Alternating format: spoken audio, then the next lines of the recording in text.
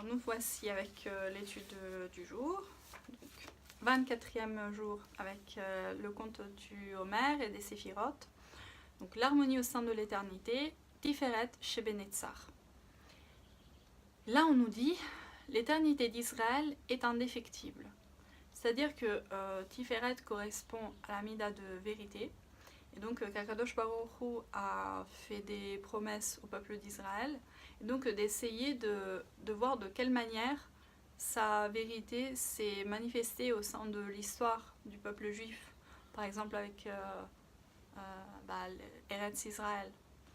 Mais Netzar signifie aussi victoire, une victoire à long terme qui demande parfois une présence du din, de la rigueur, afin de s'exprimer pleinement. Et donc essayons de trouver cet équilibre de la victoire à travers le compromis, ou même dans le fait de concéder une défaite partielle pour en obtenir un bénéfice ultérieur.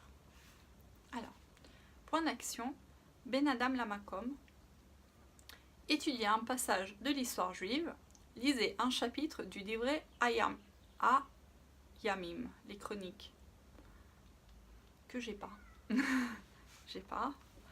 Et je voulais juste dire comment, voilà, aujourd'hui j'ai lu un extrait des lettres de Rabbi Nathan, de comment vraiment Hachem guide ce monde. Ça fait un mois que j'ai ce projet du Homère et d'études, et je n'ai jamais étudié, parlé d'histoire du peuple juif, enfin il me semble. Et là c'est aujourd'hui que j'ai parlé de la dispute de Barcelone. Donc... Comme quoi, qu'on le veuille ou pas, la sphira de vérité se manifeste toute seule. Alors, Ben Adam Lechavero, avec notre prochain. Essayez d'avoir le dessus au cours d'une discussion sans pour autant gêner ou blesser votre adversaire. Parfois, vaut mieux s'avouer vaincu plutôt que de vexer votre interlocuteur. Et a priori, la Torah... Hein, nous le voyons avec Tamar et Yehuda, hein.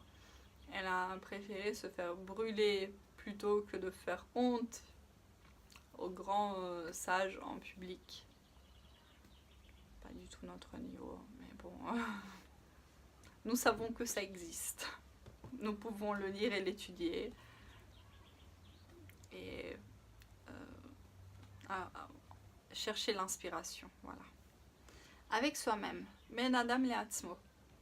La Tiferet Shebenetzar nous donne du recul.